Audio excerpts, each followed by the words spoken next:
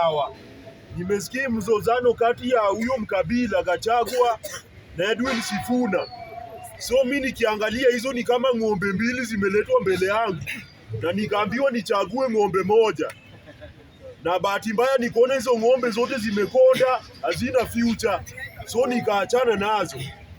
Ukianza na mtu kama Sifuna, kazi yake hapa Nairobi imekuwa tu ni kusema sisi ndio Sifuna, Sifuna ndio sisi. Mara akienda kwa umati anasema unaniona vizuri, mimi ndiyo Sifuna. Nataka kukuambia hivi, tulishakuona na tunajua wewe ni Sifuna.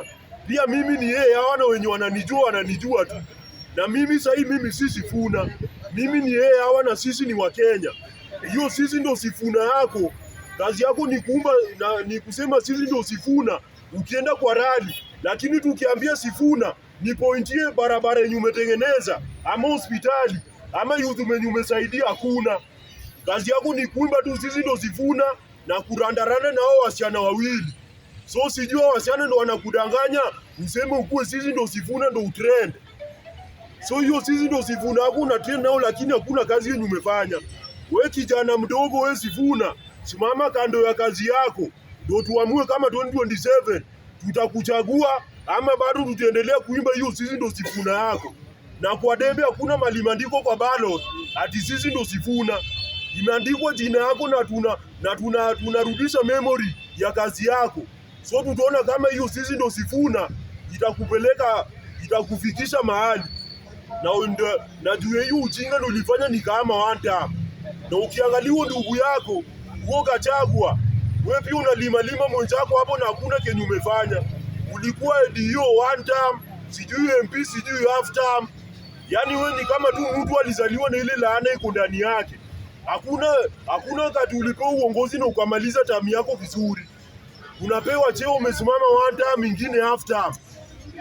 Kidogo ukatemwa nje ya serikali.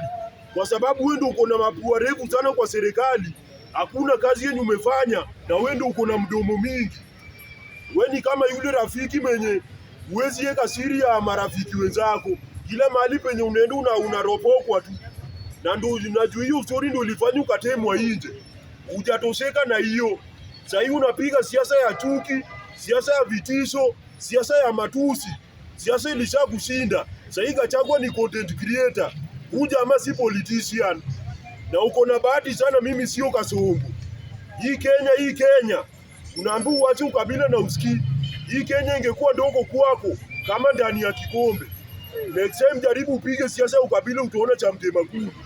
Kama serikali imeshindwa kudeal na wewe, sisi tutadeal na wewe ukikuja huku chini kwa wananchi. So Sifuna na Gachagua hao wote wakwende na huko. Kila mtu asimame kando ya kazi yake akitaka kura. Alafu tukiangalia maneno ya Olkalao, hii inatuonyesha picha venye 2027 itakuwa. Wakenya mtakuwa mnapewa gas, mnapewa chakula, mnapewa pesa, ndio mudanganywe. After hapo viongozi wakishaingia kwa power, nyinyi ndio mtaumia. Ukiangalia sasa hiyo Olkalao kesho anaenda kufanya election na polisi wamemwagwa huko na magari ya maji. So sijui kama maandamano iko huko ama wananchi wamekasirika. So ukiangalia maneno inafanyika Olkalao, hiyo ni prediction ya venye 2027 Kenya mzima inaweza kuwa ama worse kuliko hiyo. So kama unataka kuona venye 2027 itakuwa, angalia maneno ya Olkalao. Alafu point number 3, nikiangalia ati huu Kalonzo huu watermelon, ati by next year August tarehe 10 Kasongo atajua yeye ni one time. So wewe Kalonzo nataka kukuuliza hivi, na unajua mimi ndo nilifanya Wakenya waamue Kalonzo ndo atakuwa president. Kwa sababu Wakenya walikosa option, walikuwa desperate, walikuwa wamesha lose tamaa na hiyo uongozi mbaya. Nikawaambia kwa maisha kukosangi plan B na nikawapatia Kalonzo ambaye ni watermelon. Sasa Kalonzo, wewe ni muoga, sijui nini na kusumbua. Hadi huo bibi mwenye uko nao unashuku uliletewa bibi. Kalonzo ni kama litafutiwa bibi, huyu jamaa ni kama hadi hajui kutongoza. Sasa unaona hadi kwa uongozi, kazi yake ni kufanya rally Ukambani, hataki kutembea Kenya yote. Na hadi kuna wakati ulikuwa unakuja Masimba na huku niambia mimi kama fan wako. Vijana wakaweka mawe kwa barabara, ukashindwa kupita. kwa sababu huku ongea na mimi ukikuja kwa ground.